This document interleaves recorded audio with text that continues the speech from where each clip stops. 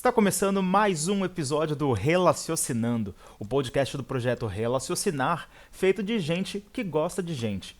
Aqui falamos sobre comunicação corporativa, humanização do ambiente de trabalho, relacionamentos interpessoais com pessoas que trabalham todos os dias pensando em pessoas. Meu nome é Felipe dos Santos, sou publicitário, designer gráfico e um grande apaixonado da comunicação interna e da gestão de pessoas. Vem tomar esse café com a gente! Bom dia, boa tarde ou boa noite. Para você que está acompanhando aqui a estreia do podcast Relaciocinando, projeto voltado para gente que gosta de gente. A gente vai falar sobre comunicação interna, comunicação humanizada, vamos falar sobre a implementação de cultura, diversidade, vamos falar um pouco sobre pessoas. E nesse primeiro episódio, eu tenho a honra de conversar com uma pessoa que tem um olhar de fora do mundo corporativo, porque trabalha para ele, implementando justamente a palavra cultura.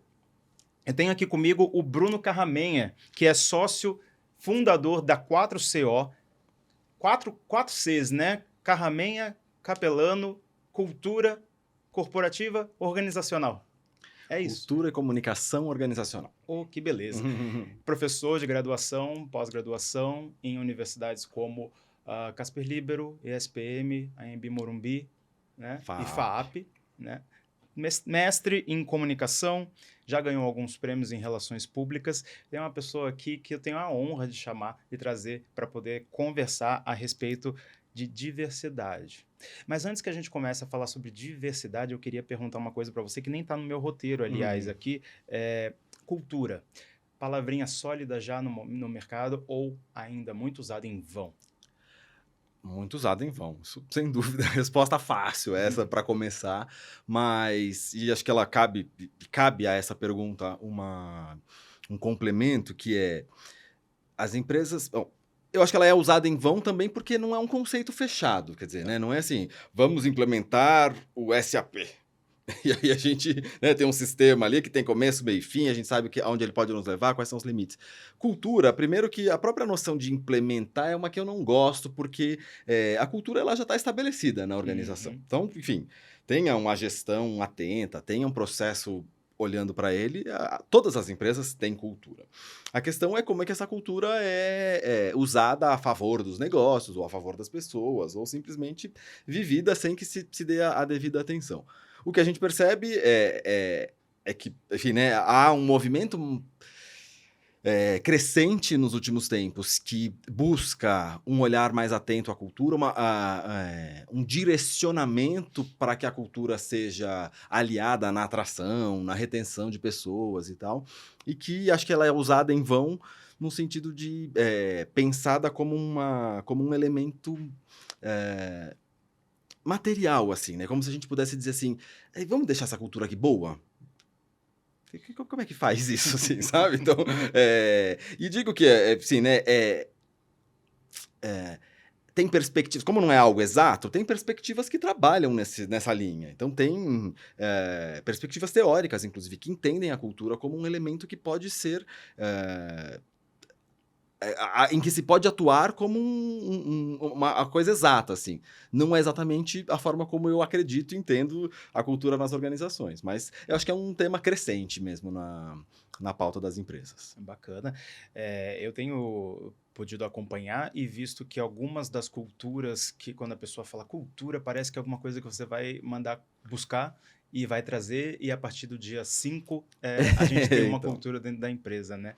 Eu queria fazer essa pergunta para você, porque ela é a pergunta que eu pensei muito em abrir o podcast, a temporada 1 desse podcast, perguntando mesmo sobre essa cultura, né? E tudo que a gente for falar a partir de agora, não só no seu episódio, como nos próximos episódios, a gente vai conversar a respeito do que permeia dentro dessa cultura.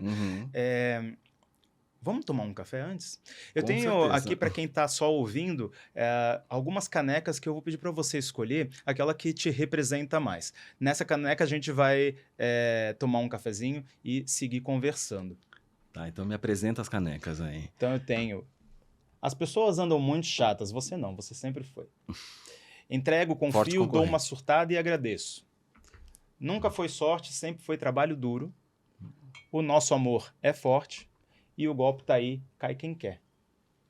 Eu vou escolher essa aqui para mim, que é, por favor, aguarde, instalando minha paciência. E depois não foi possível, tente novamente. Eu gostei dessa aqui, o nosso amor é forte, consideramos justa toda forma de amor, arco-íris, que é um símbolo importante da causa LGBT, que me representa, Muito então eu vou bem. nessa aqui.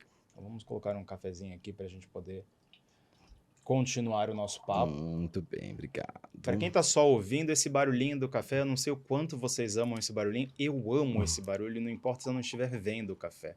Não, e ele acompanhado, para quem está com a imagem, da fumacinha saindo. Da fumacinha saindo é maravilhoso, né? Pessoal que tá ouvindo a gente, por que eu acho muito interessante a gente começar o papo com uma pessoa que trabalha em uma consultoria, uma agência de cultura e de comunicação corporativa? O olhar de fora que a gente vai trazer aqui hoje, que não é um olhar viciado de dentro da companhia, ele é uma porta de entrada muito boa para que nos próximos episódios a gente comece a trazer pessoas de dentro e bater esse tipo de comparativo. Para vocês que vão seguir assistindo e acompanhando os episódios do Relaciocinando, nos próximos episódios a gente vai ter um pouquinho de tudo. Vamos trazer líder, vamos trazer colaborador, vamos trazer pessoas que têm papéis específicos dentro da companhia, jovens aprendizes. A gente vai ter um pouquinho de tudo e vamos pegar essa maçaroca toda de conhecimento e chegar no último episódio e tentar entender o que disso a gente conseguiu construir. Então, conta pra gente um pouquinho o que a 4CO faz e eu queria já saber logo de cara qual a demanda que vocês mais têm. Bom, a 4CO, como você disse na apresentação, é uma consultoria de comunicação e cultura organizacional. Então, grosso modo, os nossos projetos, eu costumo brincar que ou eles entram pela porta da comunicação ou eles entram pela porta da cultura. E aí aqui dentro a gente conta para eles que a gente não separa essas duas coisas. Então, comunicação e cultura são dois elementos que se retroalimentam o tempo todo.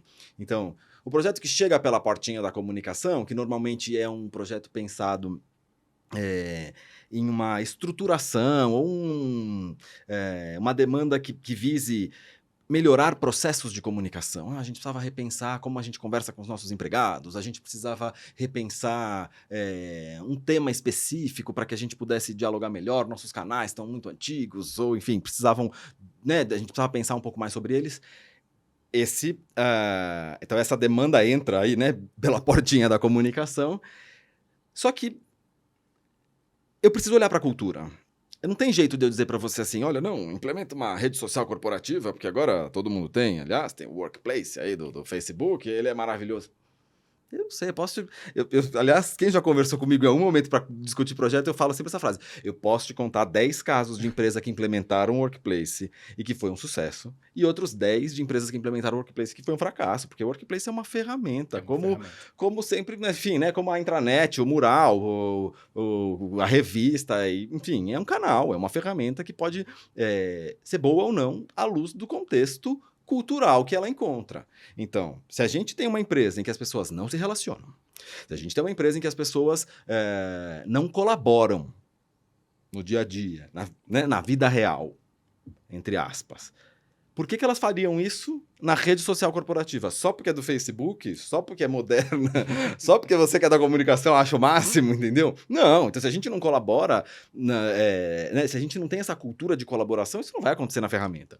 E aí, gasta uma fortuna, aí o Workplace não funciona. Porque temos uma questão cultural que a ferramenta não vai funcionar, não vai resolver.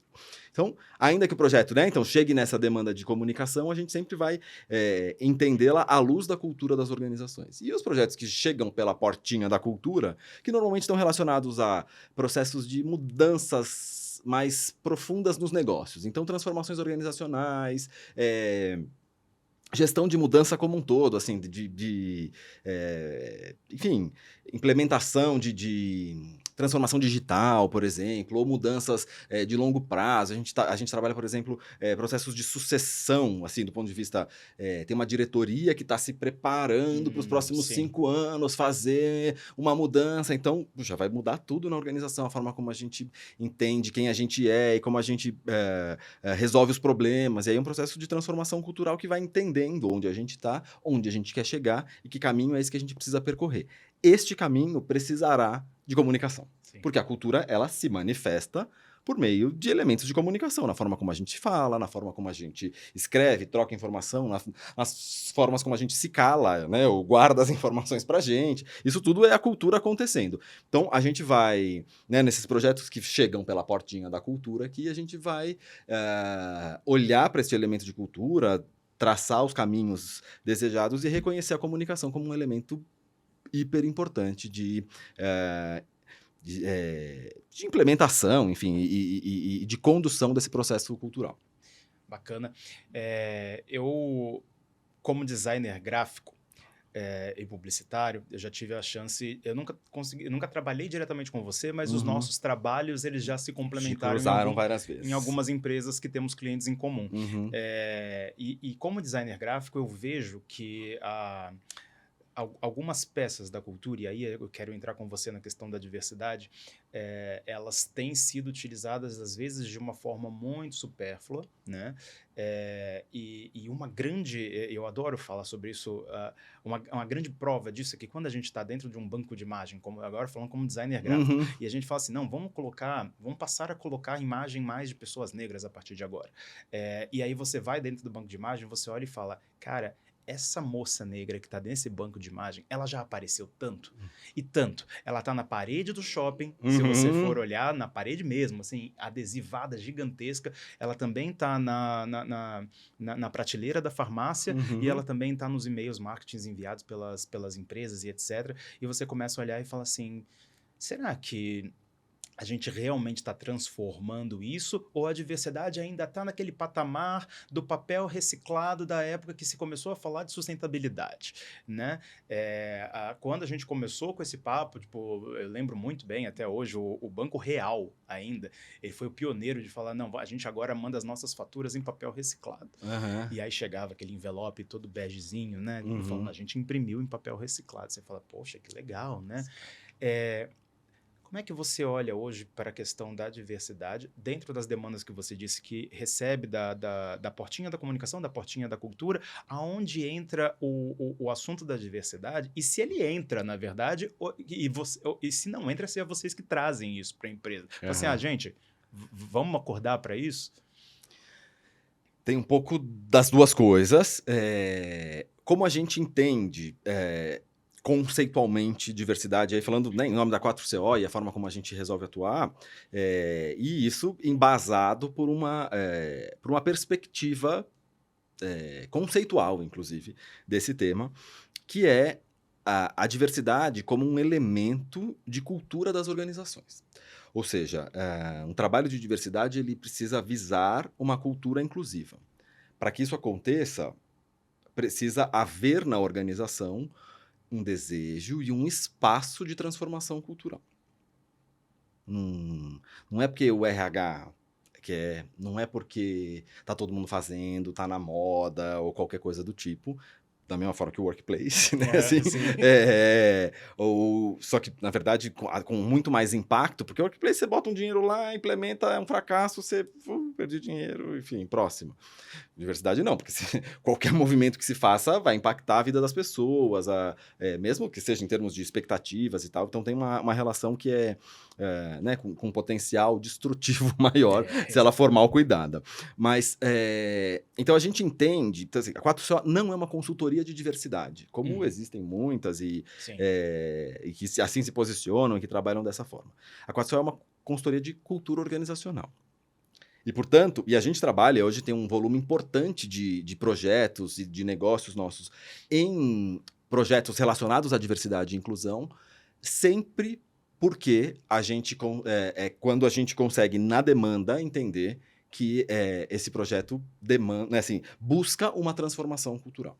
Sim. Às vezes o cliente Eu mesmo não nomearia desse jeito e tal, mas na conversa, ó, ele é isso aqui que eu estou buscando, é dessa forma que a gente entende que o projeto precisa entrar, e aí a gente, são os projetos que a gente topa, que fazem sentido para a gente efetivamente. É claro que a gente, por trabalhar nesse assunto, e porque é da nossa natureza, está nos nossos valores, assim, e que é muito algo que a gente vive, a gente se aprofunda, então, assim, pessoalmente, eu tenho estudado, assim, nos últimos 5 anos, dediquei todo o meu interesse de estudo para as questões de diversidade, porque tenho um interesse pessoal, enfim, e é um assunto que eu gosto, e utilizo disso na própria consultoria, na forma como eu tenho entendido que posso contribuir com as organizações. E, obviamente, o que a gente encontra nesse meio do caminho não são necessariamente todas as empresas que estão a fim de fazer um processo de transformação cultural, porque ele leva tempo, ele custa dinheiro, ele não vai, né, não acerta sempre, que é diferente da gente fazer, assim, a demanda, faz uma caneca com arco-íris para mim. Uhum. Você pode até apresentar 3 versões ali, você vai dizer, olha, tem essa aqui que tem coraçãozinho junto e o escrito tá meio rasgadinho, e aí você vai dizer, puta, maravilhoso, era isso que eu queria, pá. Um processo de transformação cultural, ainda mais vinculado à diversidade, primeiro, que os desejos, né? Então, assim, eles não são tão bem delineados. Eu não sei que eu quero uma caneca com um arco-íris, enfim. Então, talvez eu saiba que a gente precisa trabalhar isso, eu percebo que a equipe vem demandando, eu reconheço que a gente não se apropriou desse tema tanto quanto a sociedade, né? O mundo lá fora tem se apropriado, talvez a gente esteja ficando para trás. Então, eu reconheço que a gente precisa olhar para essa temática. O que a gente vai encontrar como produto disso, olhar para isso quer dizer o que para essa organização? Depende da própria maturidade com a qual a organização consegue lidar com o tema e lidou ao longo da sua história, porque a cultura ela é um processo cumulativo de coisas que a gente já viveu. Então, a gente hoje olha para a nossa realidade dentro da organização e fala, as coisas aqui estão bem, funcionam bem. Então, por que elas funcionam bem? Porque a gente vive algo que a gente não nomeia e que dá conta de dizer que a gente vai gerando resultados e que a gente vai mantendo relações e tal. O que a gente valoriza, a gente tem conseguido se manter firme a isso. A questão é, isso que a gente valoriza precisa ser revisado? Né? Então, assim, quando a gente pensa, né, obviamente fazendo todos as relações com diversidade nessa minha fala, mas que vale para qualquer processo de transformação cultural como um todo. Quando a gente pensa que quer fazer algo que a gente nunca parou para pensar, né? Então, tipo, implementar um programa de diversidade, ou seja, ser uma empresa com uma cultura mais inclusiva, ser uma empresa que reconhece que há desigualdades, reconhece que que a gente vive numa sociedade desigual, com discriminação e tal, e que diz, bom, posso ter algum papel neste cenário. Preciso agir de alguma forma nessa sociedade em que eu estou inserida. Ter esta vontade te faz criar um movimento. Só que eu não vou resolver isso do dia para a noite. Sim. Eu não vou mandar para a gráfica e volta a caneca. Então eu tenho que topar, embarcar nessa com... assim, né, subir nesse barco, sabendo mais ou menos ali onde a gente quer chegar, mas sem muita clareza de quão tortuoso vai ser esse caminho. Quanto mais atenção a gente tem, quanto mais toda a tripulação tá junto e tal, a gente consegue se equilibrar melhor nas tempestades e tal. Mas a questão, de fato, é conseguir se apropriar desse tema como um processo de transformação. Isso é difícil. E aí eu brinquei outro dia, não lembro com quem que eu estava falando, e aí eu brinquei a pergunta do quem veio primeiro, né? O ovo ou a galinha. O que vem primeiro? A atração de talentos diversos ou a comunicação sobre pessoas diversas? A gente vê por aí algumas pessoas que falam, mas quando a gente chega para entender o staff todo, a gente não encontra aqueles personagens que deveriam, né, aquelas personas e não personagens que deveriam estar representando aquela comunicação. Mas a gente também tem quem faça ou a atração, mas acaba nem comunicando para aquela equipe que esse tipo de transformação está começando, né? E aí, junto com essa pergunta do que deveria acontecer antes, eu te pergunto o seguinte, basta apenas trazer essas pessoas, porque a gente tem também a questão da aceitação dentro de uma cultura que vem lá de fora, que talvez não se permita conviver, não se permita tolerar e respeitar? Uhum. Essa pergunta do que vem primeiro, eu dei essa aula ontem. É mesmo? Porque enfim, eu tenho um curso de diversidade e inclusão lá na Casper, curso livre, são 5 aulas que eu divido com a Lia Calder, que é uma diretora da 4CO também. E aí ontem, especificamente, foi uma aula muito dedicada em olhar para os aspectos estruturantes da organização que viabilizam um processo de busca por uma cultura inclusiva. Então, né, tentar organizar aqui minha linha de raciocínio, né, transformar uma aula de 3 horas aqui numa resposta de 2 minutos, mas basicamente assim, primeiro de tudo, né, então a gente, nessa defesa de que a diversidade faz sentido como um programa, como algo dentro das organizações, quando ela é lida e reconhecida como um processo cultural, a gente então organizou uma estrutura mesmo para entender que a cultura inclusiva ela se equilibra sobre 3 pontos, que são, e é isso que a gente defende, é dessa forma que a gente trabalha, enfim, e mesmo organizo muito o material, a aula com os alunos a partir disso, né? Então, a gente fala de o que a gente chama de visão. Então, são 3 elementos que precisam se equilibrar. Visão é o quê? Alta liderança. É tanto quanto diretoria, CEO estão apropriados do tema, Ok. endereçando o assunto, entendendo, com repertório e tal. Por quê? Né? Das coisas é só para essa galerinha aí de cima. Porque quando se fala de cultura, a gente sabe do peso e da importância que tem a liderança como um todo, mas especialmente essa liderança que cumpre a simbologia dos capitães ali do barco para dizer, olha, isso aqui está acontecendo porque a gente entende que é importante e mais do que está rolando aí, é um programa do RH, é não sei o quê, é algo que é da organização. Então a gente se apropria disso. Então esse é um elemento que pode ter sua maturidade, enfim, né, por si só, você pode ter diretorias muito maduras, isso não necessariamente representa uma organização que tem uma gestão de diversidade madura, porque às vezes está só lá na pauta do presidente, né? Então imagina, sei lá, a Luísa Trajano, né? Talvez seja a grande referência que a gente tem, porque ela vai no Roda Viva, não sei das quantas. Se isso não se transforma num programa de trainees exclusivo para pessoas negras, é só uma senhora falando coisas legais que fazem sentido, sabe? Assim, se isso não se transforma em práticas na organização efetivamente, é só... E ela nem é presidente, né? Ela já do conselho, não sei das quantas, mas...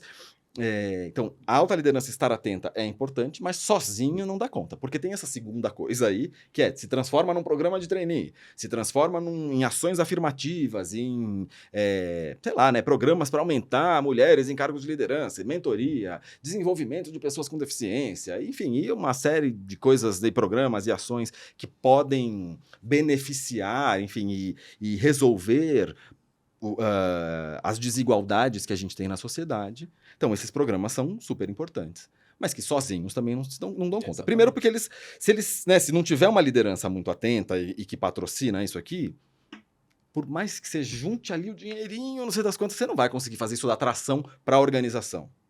Se a liderança... Eu vou pegando esse exemplo do Magazine Luiza, que conheço da imprensa, assim, tanto quanto a maior parte das pessoas, né? Não tem nenhuma relação mais próxima disso. Mas é porque também ficou muito grande essa história, né? Então você pega... Qual a chance de se lançar um programa de trainee exclusivo para pessoas negras e toda a treta que veio depois disso, se isso não tivesse muito bem comprado pela alta liderança, né? Então, se fosse só uma ideia muito louca do RH, não ia rolar. E aí, o programa de trainee também é uma das coisinhas desse segundo aspecto aqui dos 3 que eu vou falar, que a gente lá chama de gestão, que são esses aspectos estruturantes. Então, é a atração, e aí aqui também cabe, por exemplo, a comunicação, se a gente bota a representatividade ali. Aqui cabe também todos os aspectos de acessibilidade. Então, de que adianta eu ter uma liderança super atenta, então, se a gente não tem acessibilidade, não tem, sei lá, os nossos... comunicações não consideram os diferentes públicos nos quais ela vai chegar, ou seja, então as pessoas não terão condição de consumi-lo adequadamente, ou se a gente não tem acessibilidade física, rampa, enfim, e todos os aspectos de acessibilidade possível.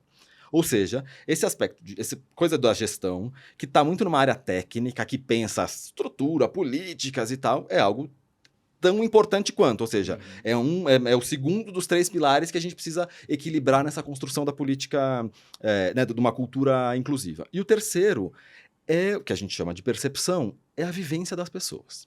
É o que se vive, né? Assim, é o que...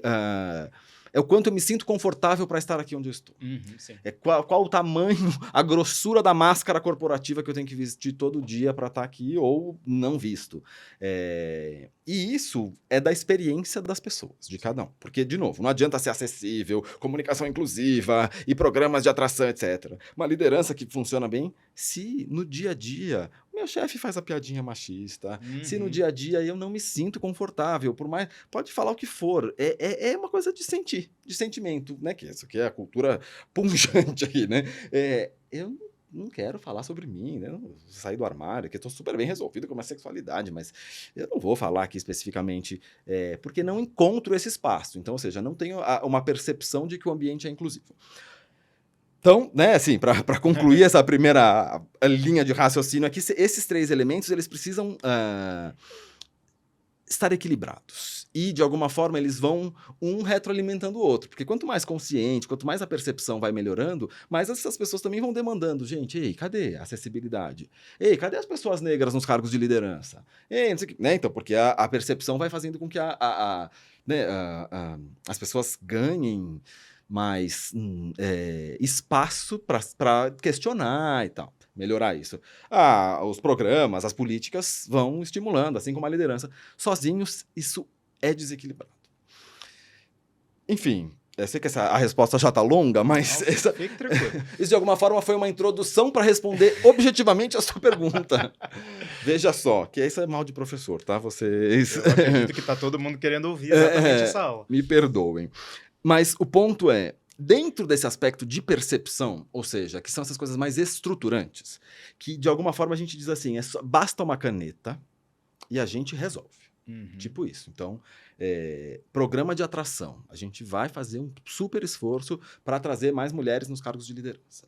Ou para trazer pessoas com deficiência que não sejam naqueles cargos onde historicamente as empresas colocaram as pessoas com deficiência, que são nos cargos de entrada ali, ganhando menos de 2 salários mínimos. Majoritariamente é onde estão as pessoas com deficiência nas empresas. E aí, então, a empresa resolve fazer diferente. Vamos fazer um programa específico para pessoas negras ou para pessoas não brancas, enfim. Resolve colocar atenção no processo de atração. Você sabe que a percepção ela é algo importante. Então, se você não for viver isso aqui dentro, a chance da gente trazer ela é muito crítica. Então, eu posso assinar ali, né? Então, a caneta resolve eu instituir esse programa. A caneta institui. A caneta institui. Agora, quanto que isso vai funcionar? Quanto que isso vai ser suficientemente atrativo? Ah, não, mas aí a gente pega a comunicação e bota a foto da moça que tá por aí, né? Essa pessoa maravilhosa que toma remédio, vai no shopping, trabalha em todas as empresas. Tem 35 fotos só dela no banco de imagens, mas é só dela. Enfim. E aí, ela vai... a gente pode botar na comunicação também, que isso é uma coisa que a caneta resolve. Agora... o ambiente talvez não esteja preparado. Como é que eu preparo o ambiente? Eu preciso ter outros elementos aqui dentro que permitam com que as pessoas... que vá transformando esse processo das pessoas. Isso quer dizer, por exemplo, letramento da liderança. Agora, eu faço o letramento da liderança antes ou depois? Aí eu faço a contratação... E essa é uma pergunta né, quem vem primeiro, o ovo ou a galinha, e a minha resposta sempre é, depende, porque eu acho que essa não é uma ciência exata. O que eu acho é que a gente tem que atuar de forma integrada, de uma forma que as coisas vão se retroalimentando. Quer dizer, porque se eu ficar esperando, tá toda a liderança suficientemente letrada e toda a organização suficientemente preparada e todas as políticas revisadas para que a gente não vai fazer nunca. Mas não é nem que perde, assim, a gente não vai fazer isso nunca, porque as organizações estão em transformação completa, e aí amanhã já entrou uma nova liderança que não foi... não, mas o programa de onboarding a gente só ia incluir isso no ano que vem. Então espera mais um ano, porque o outro entrou aqui, vai ter que entrar na fila do treinamento. Quer dizer, estabelecer isso como uma ordem lógica e exata não funciona na vida real. Ao mesmo tempo, há de se ter muita responsabilidade com a violência, né, com o potencial de violência de se praticar. E eu já tratei como consultor de questões que a violência se manifestou de forma bem perigosa, assim. Então, tipo, uma área industrial completamente masculina e a empresa resolve que agora ela quer ter mais mulheres e bota uma mulher lá para trabalhar. Uf.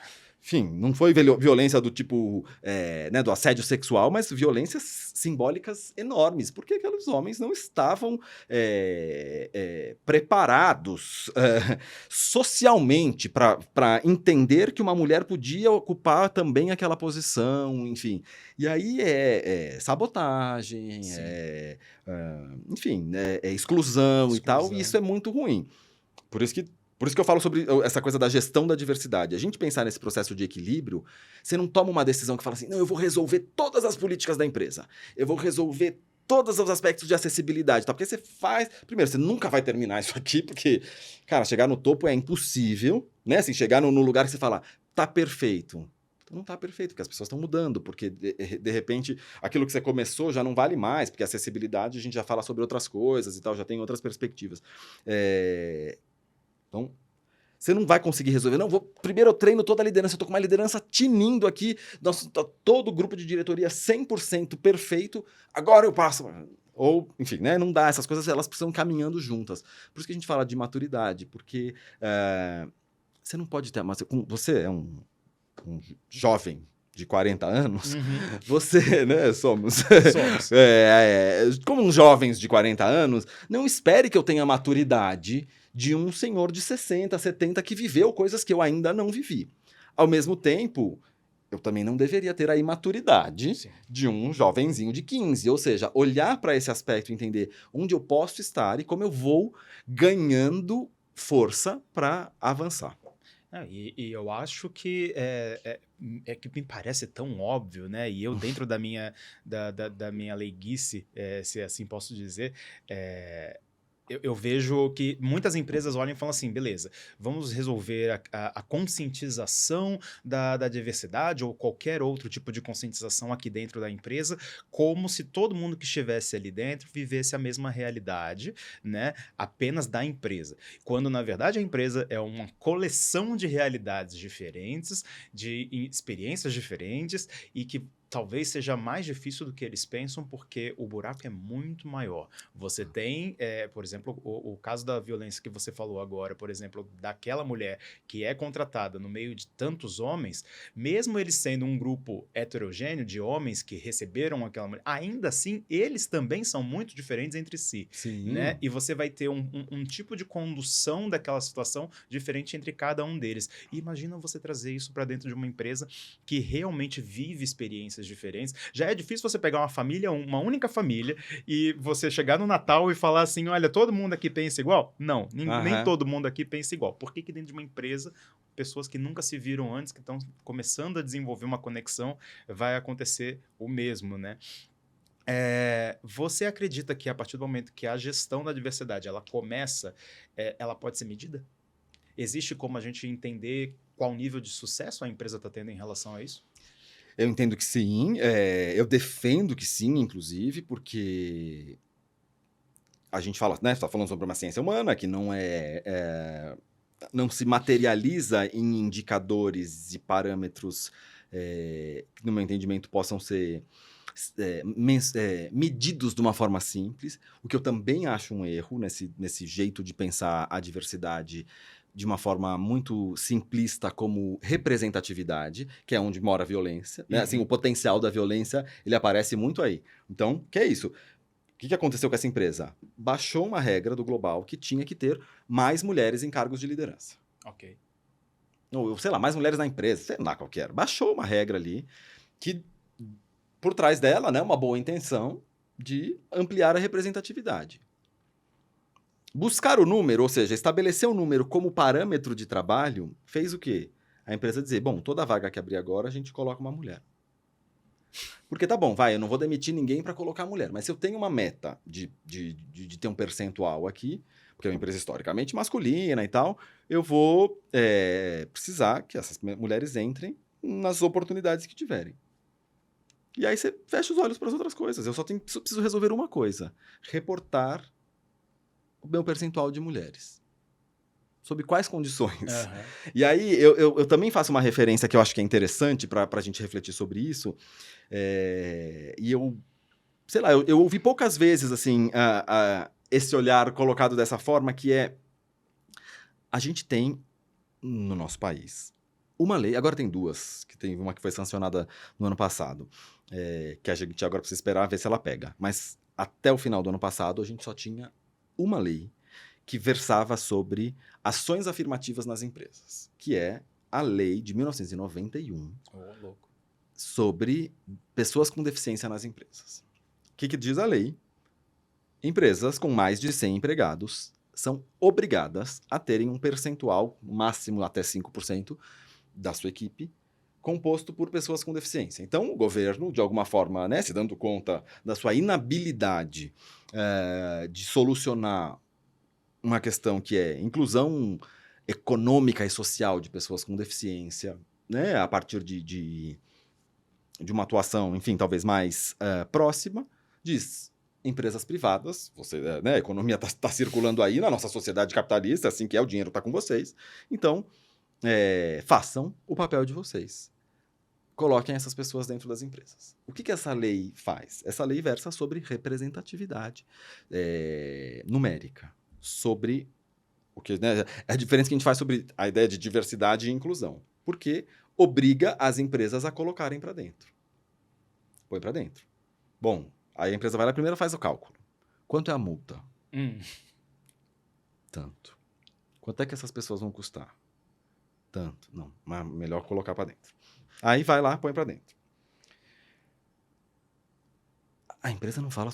A lei não fala sobre inclusão. E aí o que acontece? A lei só fala, ponha para dentro. Ponha pra dentro, não importa onde. O que grande parte das empresas fizeram? Criaram um centro de custos PCD. Olha só. Então você não é um analista financeiro. Você não é um, sei lá, né, um especialista de comunicação. Você é um PCD para a empresa. PCD tem... Quanto ganha um PCD? Você tem um orçamento separado para isso. Tem um orçamento separado. Quando PCD ganha quanto? PCD ganha sei lá, de 2 a 3 salários. É isso. Aí você fala assim, bom, mas tem empresa que deixa esses PCDs, inclusive, segregados. Sim. Fazendo coisa ali, grampeando papel, enfim. Ou vai alocando de uma forma completamente inadvertida, assim. Mas não, eu estou estudando finanças e tal. Não, mas vai para o almoxarifado. Não, mas eu tenho maior interesse, não sei o que. Vai para não sei onde. Porque, não, mas você tem uma certa dificuldade de mobilidade, por exemplo, então você não vai poder trabalhar nessa área porque fica no segundo andar, então você vai ficar aqui na recepção. E as empresas foram fazendo isso porque você está contratado como PCD. Agora, percebe? As empresas foram fazendo isso. Foram fazendo isso para não pagar multa. Sim. Se você perguntar, e eu trabalho com consultoria de diversidade, a maior parte das empresas em que eu chego, elas falam, olha, as questões das pessoas com deficiência a gente está resolvido. Como assim está resolvido? Não, porque a gente cumpre a cota. Está resolvido para quem? Para a planilha. Porque você está tratando essa questão como uma planilha. É tipo, a gente colocou os extintores onde foi Isso, mandado exatamente. a gente colocar. Extintor fica no lugar. Se o bombeiro vier aqui, tá Exato. tudo certo. Isso é exato. Meu marido é engenheiro de segurança. Isso é exato. Não tem dúvida. Tem uma porta, a tantos metros da porta tem que ter um extintor. Acabou. Pessoas não são assim. Pois é. E aí, então, a gente trata essa questão de representatividade meramente de uma forma numérica, e aí você tem 30 anos, cara, fez 30 anos em 2021 a lei. Caramba, cara. 30 anos de uma incapacidade e de uma um perfeito descaso das organizações com esse aspecto de diversidade, porque eu te pergunto, onde estão... Em 30 anos, você jura mesmo que não teve uma pessoa com deficiência que conseguiu se desenvolver a ponto de chegar numa posição de liderança? Como é que há 30 anos você cumpre a cota e você não tem nenhuma pessoa com deficiência em posição de liderança? Já dava tempo dela ter chegado, ter tido um filho, o filho ter subido, ter chegado à liderança. Cara, 30 anos. E aí, nós não estamos resolvidos com essa questão. Porque se a gente olhar só numericamente, a gente vai continuar perpetuando essa violência. Cara, tem um caso muito emblemático para mim, que foi um gestor que me contou especificamente sobre pessoa com deficiência, que ele falou, eu assumi a área, né, assim, vim de outra área, sei lá, veio de outra empresa, não me lembro. Ele assume a área e chega para RH e fala, olha, então, né, sei lá, completado um ano ali de gestão da área, ó, então precisava refazer aqui, não sei o que, política, a promoção, então fulano queria dar um aumento para fulano, não sei o que. Cicrano ali, eu queria promover ele. Né, tem, sei lá, tem 4 analistas ali, esse aqui já está pronto para ser analista pleno. Aí o RH fala, não, fulano não pode ser promovido. Não, mas como assim não pode ser promovido? Não, porque fulano é PCD. Tudo bem, mas isso para mim... tá, beleza, tudo certo, promoção. Não, é que fulano não é analista, fulano é PCD. E não tem a posição PCD sênior. Então ele não tem espaço, não vai ser promovido. Se ele ficar na empresa 30 anos, ele vai ficar 30 anos nessa posição. Ou seja, cria-se um sistema para exclusão. Sim. E aí a gente, só que, o que as empresas dizem? Não, PCD a gente está resolvido. Por quê? Porque eu estou cumprindo o número. Você já percebeu, né? Que eu vou dando essas voltas de justificativa para chegar na resposta. Então eu acho que medir, por isso que eu acho que medir numericamente é ruim. A gente precisa encontrar formas de medir uma evolução cultural. Sim. Como é que a cultura está se transformando com o trabalho que a gente está fazendo?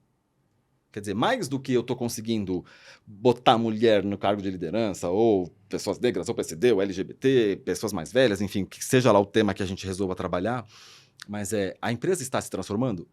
Como eu defendo que a cultura inclusiva se sustenta sobre esses 3 pilares, a minha proposição é sempre que a gente consiga encontrar formas de ter medidas para que nesses 3 pilares a liderança está mais atenta. Eu tenho um jeito de descobrir se a liderança tem praticado mais o tema, discutido, incluído o assunto nas pautas, nos seus fóruns próprios específicos. Aí eu vou olhar se estou evoluindo no aspecto de visão. As nossas políticas estão se transformando. A gente parou para revisar aquelas políticas que a gente tinha, não sei o quê. A gente derrubou o centro de custo PCD e passou as pessoas a alocar as pessoas. Isso sozinho não dá conta de ser mais diverso ou menos diverso, mas são elementos. A gente mapeou quais são as demandas que as pessoas com deficiência têm, por exemplo. Cara, tem uma pessoa com baixa visão, ela precisa de uma tela específica para conseguir realizar o trabalho dela. Trabalha 3 anos na empresa, nunca deram essa porcaria dessa tela para ela. Então, a gente mapeou quais são as demandas, o que precisa acontecer e tal. Ou seja, estou me estruturando em termos de gestão. Exato, a gente review os nossos benefícios para ver se eles estão sendo suficientemente inclusivos. E aí entram todas as políticas, licença maternidade, paternidade, como a gente está fazendo isso. E, por fim, as pessoas estão percebendo essa transformação? Por mais que elas desacreditem, ou enfim, elas olham e dizem, pô, a empresa tá mudando. Cara, olha, meu gestor começou a falar sobre isso comigo. Eu vi mesmo RH não sei o quê. Eu vi uma comunicação sobre isso e tal, mas não tá sozinho, não tá descolado. Então, a percepção, ela vai mudando. Então, a gente, né, e aí na 4CO especificamente, a gente criou uma metodologia de aferir estes elementos para que a gente consiga dar às empresas algo que para elas é muito valioso, que é indicadores. Porém, com a régua da própria empresa. Com a régua da própria empresa. Primeira coisa, não te comparo com outras empresas. Então, não é... Você vai fazer um ranking ali, não é a forma como eu acredito. Então, a gente vai olhar para a nossa cultura e entender como ela está se transformando, evoluindo, para buscar esse contexto mais inclusivo. Bacana. E você trouxe um negócio que eu achei ótimo, que foi quando você falou o governo estipulou e as empresas começaram a falar, beleza, a gente cumpriu. Mas aí a gente tem um novo juiz nos tempos atuais, que é a internet, que são as pessoas que também cobram e isso gera uma transformação. E é tão nítido ver, né, a transformação. Parece que acontece um negócio no Big Brother que traz um tema à tona e uma semana depois essas pessoas começaram a cobrar dessas outras as empresas começaram a fazer ações em relação a isso e você vai falando assim, o que está acontecendo? Porque não é o governo cobrando, né? Não é nada tipo corporativo acontecendo, é algo lá fora, né? Isso tem tido um impacto muito grande, né? As empresas tentando provar para as pessoas que as seguem e que as veem numa rede social que elas estão ali, elas estão fazendo, ó, vê aqui que eu estou fazendo. Se a gente remonta assim, a história de como que esse assunto diversidade aparece na pauta das organizações, ele vem na década de 60, principalmente ali nos Estados Unidos, nos movimentos sociais. Marcha de Selma, lá do Martin Luther King, a queima do sutiã, o Stonewall, enfim, são as pautas que vão, né, os grupos sociais que vão sofrendo uma pressão e tal, e aí começa a explodir, um espaço, né, encontra um espaço maior de buscar os seus direitos e tal. Só que, né, num mundo pouco globalizado, né, ou em processo de um tipo de globalização, e cuja tecnologia ainda não viabilizava essas conexões que hoje a gente tem. Então, ou seja, desde lá, e aí dessa, né, década de 60, começo de 70, que as leis nos Estados Unidos começam a se estruturar. Então, por exemplo, começa primeiro nos órgãos públicos, para dizer que que é preciso garantir que tenha candidatos e que as contratações e tal, enfim, né, a estrutura governamental vai dizendo, bom, tá bom, a gente precisa olhar, essas pautas estão gritando mesmo, aí a gente precisa ter um pouco mais de atenção para não deixar o que eles chamam lá do WASP, que é o... Como é que é? White Anglo-Saxon Protestant, que é o, né, o hétero branco machinho padrão, ocupando todas as posições, enfim, já se cria ali uma primeira movimento de políticas públicas. E aí passa, né, tantas décadas, e hoje esse assunto grita e volta, não sei das quantas, e fogo no supermercado, enfim, vidas negras importam, e tantos movimentos e tal. E eu tenho né, assim, eu acredito muito que isso é potencializado. A gente está com essa pauta sobre a mesa de uma forma indiscutível, porque a internet permitiu que esses movimentos isolados se conectassem. E mesmo aqueles que não eram movimentos. Então, assim, puxa vida, histórias reais, né? Que a gente ouve Sim. nesse processo de busca, de conversar nas empresas e tal. Uma mulher negra que me disse, para trabalhar aqui, eu preciso alisar o meu cabelo, eu faço um tipo de maquiagem que afina o meu nariz e que afina os meus lábios. Para que eu não tenha, né, assim, os padrões, os traços de uma mulher negra que impactam muito, assim, que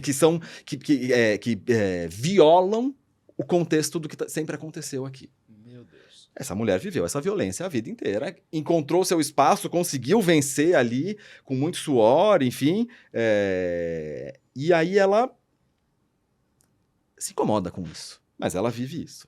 No momento em que ela encontra uma reverberação de alguém falando, era meu cabelo crespo, solto, grande, e é isso aí. Enfim, né? E aí esses movimentos essas vozes começam a ser mais ouvidas. Por isso que eu também detesto o termo dar voz, porque as vozes, elas sempre existiram. O que a gente começa a fazer é ouvir. E o que a gente tem possibilidade de fazer, e eu costumo sempre dizer isso, né? No meu lugar de privilégio, né? Sendo um homem branco, não dou voz para ninguém, mas busco encontrar o máximo de oportunidade para ajudar a amplificar determinadas vozes que precisam ser ouvidas, mais ouvidas. As vozes sempre falaram. A gente é que teve dificuldade de ouvir ao longo do tempo. Exato. Né? E a internet vai possibilitando essas conexões acontecerem, e quando elas acontecem, elas se potencializam. Porque não é uma mulher ali incomodada com essa violência. Primeiro ela nomeando essa violência, se conectando com outras que viveram esse mesmo tipo de violência e gritando para o mundo, chega, basta, não dá.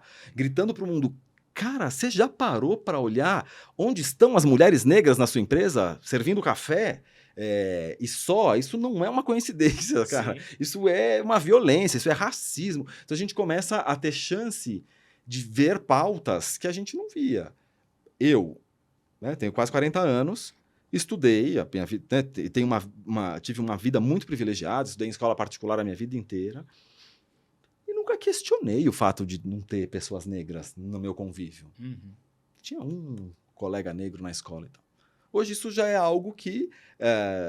existe um movimento importante das escolas antirracistas. Sim. De pessoas dizendo, dos alunos dizendo, dos pais desses alunos, pais, mães, famílias, dizendo, ei, a gente precisa, isso está equivocado. Assim, né? Olha para o lado e vê, tem algo errado, a gente precisa mudar isso. E as empresas, por vontade, por amor, por dor, né? Por pressão. Por pressão, por medo do fogo, né? Nas prateleiras, dizem, Bom, acho que a gente precisa se envolver com isso de alguma forma. Então, a internet, para mim, ela é fundamental. Eu acho que foi conversando, não sei se foi em casa conversando sobre isso, a gente tava falando, mas o problema é que a coisa tá acontecendo de forma muito artificial, e aí contrata-se porque tem que contratar. Eu acho que no final das contas, se a gente for parar a pensar, tipo, que por mais que seja pela pressão, pela dor, isso tem um potencial de gerar uma naturalidade lá na frente muito grande.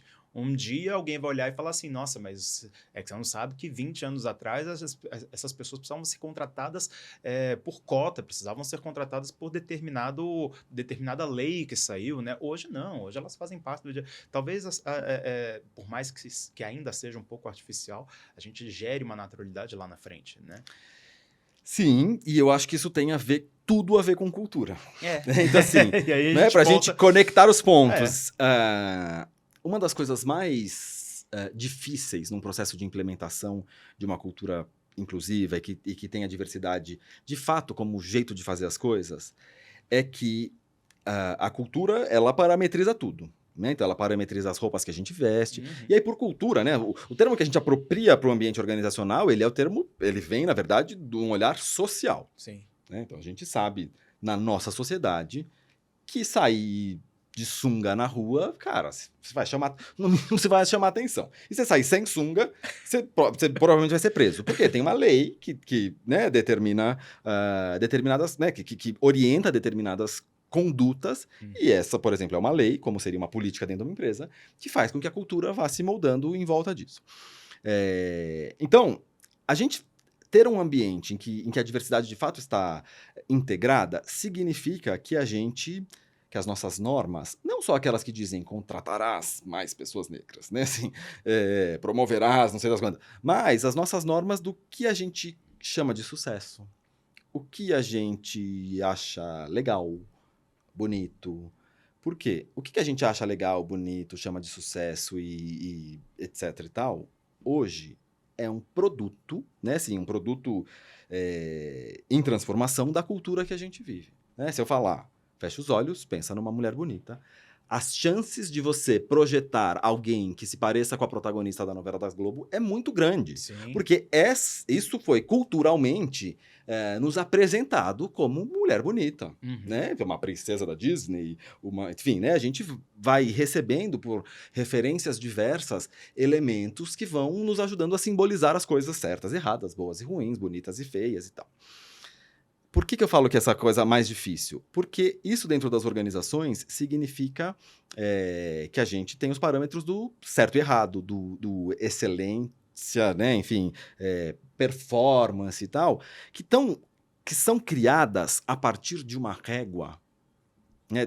Quem determina as medidas dessa régua são os homens brancos. Os homens né? brancos. E heterossexuais, cisgêneros. Quando a gente teve aquela infeliz frase que foi muito famosa, né? Enfim, gerou muita crise da presidente do banco roxo, que falava sobre... que foi perguntada lá no Roda Viva sobre a contratação de pessoas negras, e ela disse que tinha muito interesse, mas ela não tinha dificuldade, porque ela não podia baixar a régua. Né? E falou isso lá na Roda Viva, literalmente. E aí virou uma puta crise. Recentemente também a nossa ministra do Planejamento deu quase uma dessa aí.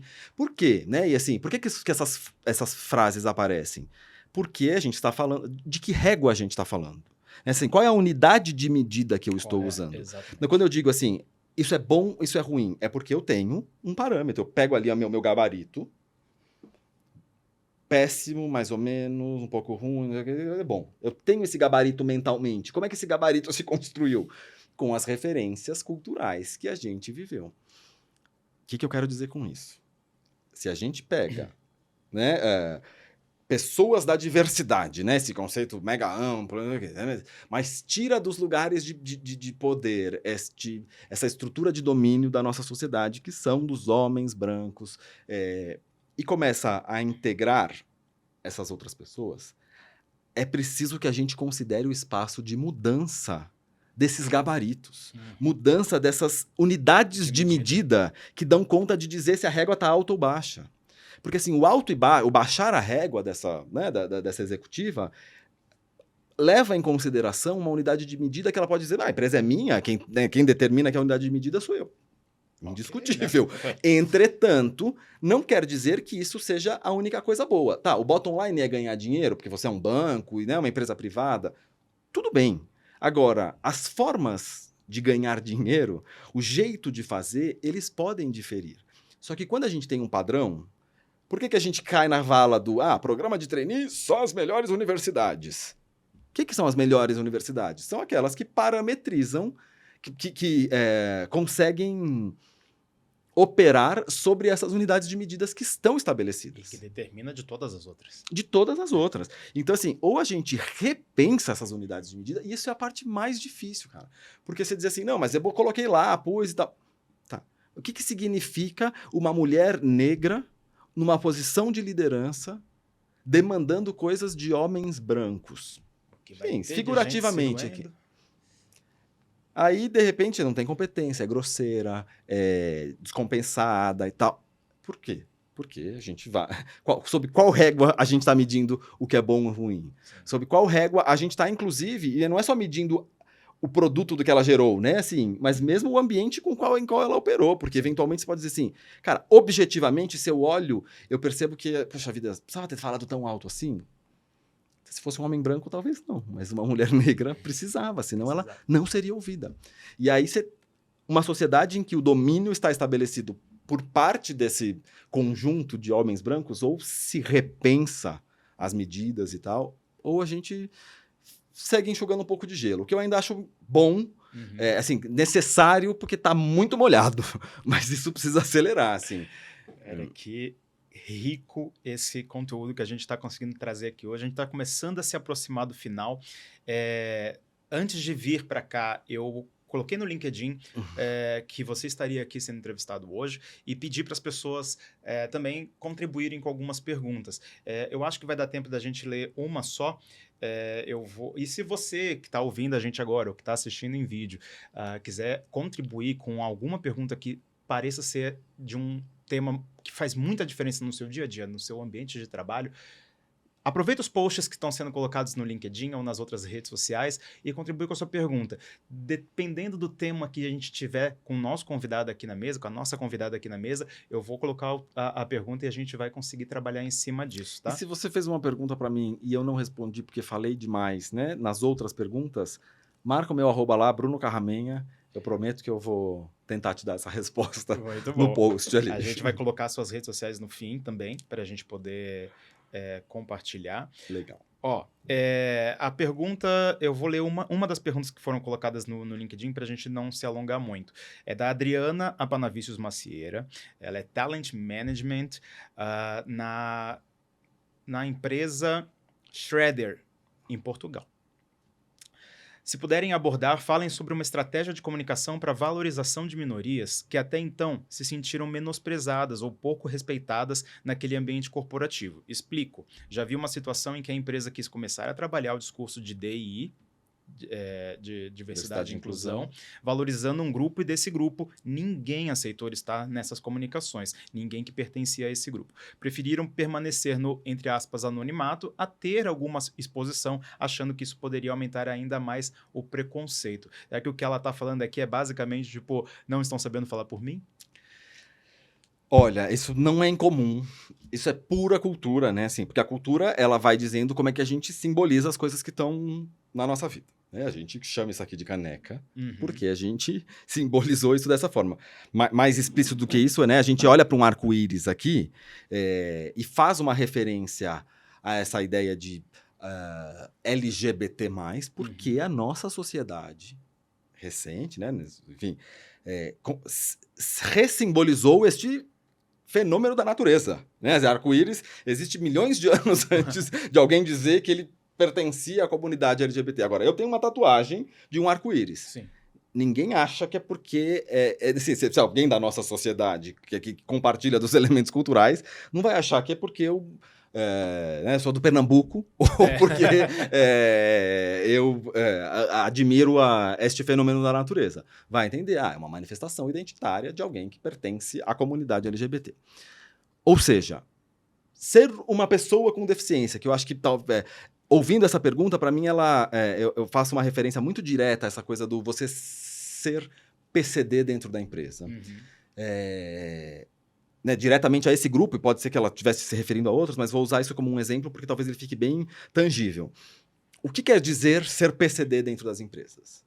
Dentro das empresas que historicamente colocaram os PCDs no centro de custos dos PCDs. Exatamente. Disseram que PCDs não podiam ser promovidos. Então você diz assim, não, agora a gente está trabalhando com diversidade, pô, queria fazer a valorização das pessoas com deficiência. Você não quer vir aqui... Eu sei que você, né, assim, você está enquadrado, sei lá, em pessoas com deficiência porque você tem baixa visão, por exemplo. Quase que as pessoas não percebem a sua deficiência porque né, você não precisa usar nenhum... Externo, é isso? Exato. E aí você vai dizer assim, não, por favor, não conta pra ninguém que eu sou PCD, senão meu chefe não vai me promover. Senão o gestor da outra área, a gestora da outra área, não vai olhar pra mim como um potencial candidato para uma vaga lá na frente que for abrir. Porque ele vai entender que eu... Sim, né? Porque o símbolo PCD, neste coletivo cultural, né? nesse arcabouço de coisas que transformam a nossa cultura, colocou o PCD neste lugar. Por isso que a comunicação e a cultura caminhando juntas. Você vai resolver isso aqui com comunicação de longo prazo. De longo prazo. E não só com a comunicação. Porque se você não derrubar o centro de custo PCD, não tem comunicação que resolva. Você quer ser valorizado? Não quer ser valorizado. Para continuar aqui, você vai dizer que agora você acredita na diversidade e tal, não sei o quê, vai continuar me pagando menos de 2 salários mínimos? Não quero ser valorizado, né? Assim, tô de boa, minha parte em dinheiro. Então, agora, se a gente tem ação concreta para mudança de cultura, derruba o centro de custos, começa a mapear competências dessas pessoas e dizer, cara, faz 5 anos que você grampeia papel, você é formado em publicidade, a gente tem uma área de marketing aqui, de comunicação. Então, e aí a gente vai entendendo, tá, ou não, você não tem formação, né, nenhuma formação técnica e tal, mas tem interesse, então como é que você se desenvolve? Desenvolve um orgulho na pessoa, Não, né? primeiro você vai dizer assim, integre-se a essa organização. A gente está criando um movimento, a pessoa vai dizer, tá bom. Talvez aí ela diga... Porque não é uma questão de ter orgulho de ter deficiência ou não, de ser um PCD, ou mesmo a questão LGBT que está muito associada a essa noção de orgulho, né? Assim, cara, eu tenho muito orgulho de ser quem eu sou. Eu tenho orgulho do que a empresa está fazendo. E isso, mas assim, eu me orgulho de estar nessa empresa aqui, então, não sei.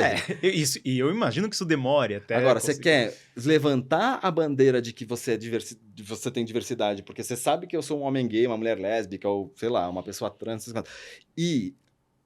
só que isso vai... Esse também é um outro exemplo muito bom, assim, né? Só que isso vai atrasar minhas possibilidades de desenvolvimento de carreira? Eu prefiro ficar aqui no armário aqui dentro. Lá fora tá tudo certo, me resolvo, faço o que eu quero e tal. Aqui dentro eu prefiro não falar sobre isso, eu prefiro não ser reconhecido nesse grupo, que é essa pergunta que você fez, né? Então, eu prefiro não ser reconhecido porque a simbolização que isso tem... não, eu já ouvi isso literalmente. Nossos empregados, assim, não conseguiriam responder a um chefe gay.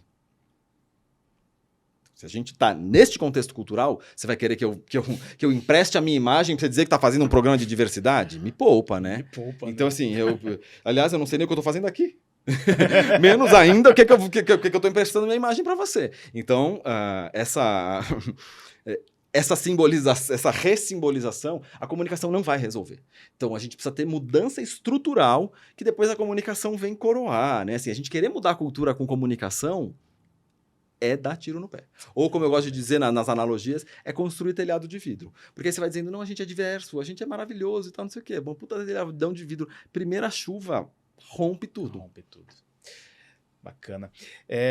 Em cada final de episódio, eu pretendo fazer um momento historinhas. E eu quero convidar você a escolher um desses cards que eu vou colocar agora aqui na mesa para quem não está assistindo, quem está ouvindo. Nós temos alguns cards com estrangeirismos, palavrinhas globalizadas que nós temos no dia a dia das empresas. Odeio, então, mas uso muito. E odeio usar. Mas uso muito, e até eu mesmo acabo tirando de chacota, mas acabo usando bastante também. Algumas palavrinhas como call, ASAP, skills, deadline, turnover, insights, meeting, inviting e mindset. Atrás de cada uma dessas palavras aqui tem uma pergunta sobre algum momento da tua carreira. Que não estão relacionadas à palavra em si. Que não estão relacionadas à palavra, é só pra gente poder fazer escolher graça uma. aqui. A que você escolher não vai mais estar pro próximo episódio e cada pessoa vai escolher uma. A pergunta que tiver aí, eu também vou responder. Que legal. Tá? Então você fica à vontade. Eu vou de turnover, que é uma palavra que eu uso e falo muito.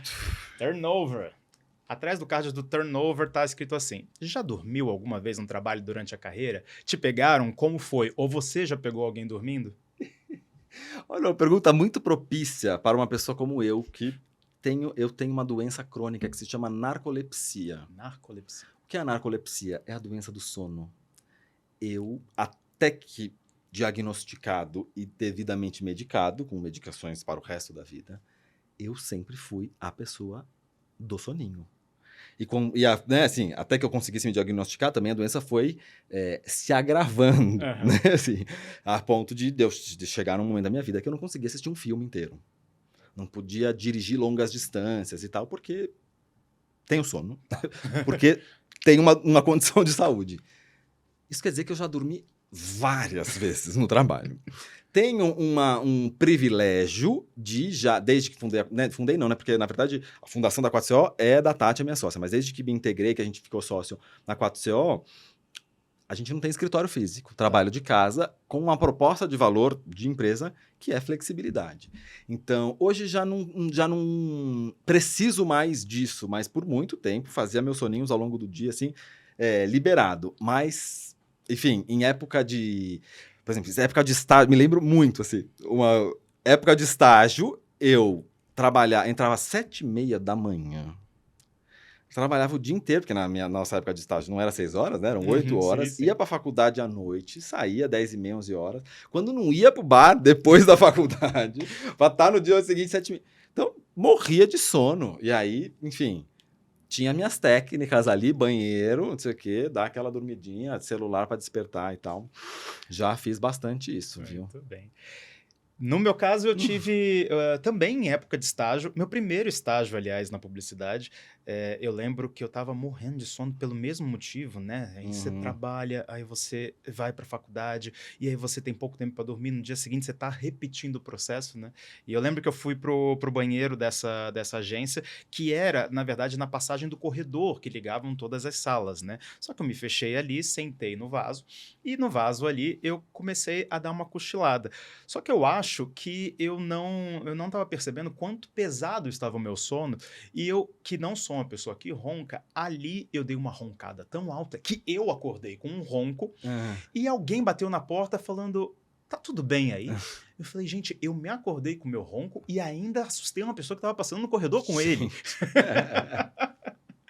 Então, eu também já passei por essas situações, fora outras vezes de bater com a cabeça no teclado, porque não tá conseguindo ficar acordado, né? E a minha sócia brinca comigo muito, porque no começo das nossas reuniões, eu ainda não tinha diagnóstico e tal, de reunião depois do almoço pra mim, então assim, você vai no cliente, né, tem aquela coisa, reunião, e ela, chutes direto, assim, debaixo da mesa, porque ela me imita, assim, porque essa coisa você não vai dormir exatamente na frente do cliente, mas no meu caso ainda que é uma condição de saúde, ficava assim, energia no mínimo, a ponto de que eu ainda finjo que tô escrevendo, né? Porque o olho tá tão baixo, faz de conta que eu tô lendo aqui ali. Aparece na sua cara aquele loading, assim. Total, né? Assim, mas aí eu vou... E depois você pega meu caderno, são inúmeros rabiscos, assim, como assim, o mínimo de energia que eu pude despender era para não cair sobre a mesa e para criar minimamente essa imagem de que estou prestando atenção, mas que estou tomando nota, sabe assim? Maravilhoso. Ai. Bruno, eu quero te agradecer pela tua participação. Eu que agradeço. No episódio de estreia desse projeto que eu tenho tanto orgulho. Compartilha com a galera que está te ouvindo ou que está te assistindo as suas redes sociais de novo, e a gente vai colocar isso no vídeo também para quem estiver vendo. Acho que o que vale a pena profissionalmente, LinkedIn, Bruno Carramenha.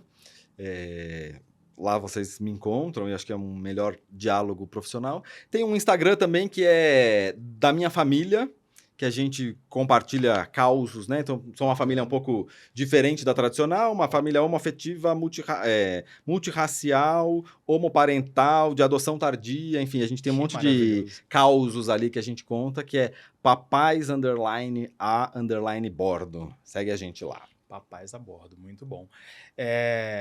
Para vocês que estão assistindo e ouvindo a gente, as redes sociais do Relaciocinando estão aqui aparecendo aqui no vídeo também e são Relaciocinar. É o nome do projeto, não é o nome do podcast. Já tinha o nome do podcast registrado, então o nome da rede social da gente, tanto no Instagram quanto no YouTube, é Relaciocinar. Raciocinando o relacionamento, tá? Então, para vocês que acompanharam a gente, não percam o próximo episódio. Nós teremos uma temporada de 8 episódios e que serão maravilhosos, porque imagina ouvir todo esse conteúdo que as pessoas têm para compartilhar do ambiente interno das empresas. Tá na hora das pessoas começarem a falar muito mais do que acontece do lado de dentro, parar de considerar as pessoas que estão lá dentro como capital humano apenas, não. Aquelas pessoas que estão lá dentro fazem toda a diferença no que a empresa entrega. Muito mais importantes do que mesmo os clientes que estão do lado de fora, que consomem, que compram. E a gente vai tentar explorar isso o máximo que puder, tá?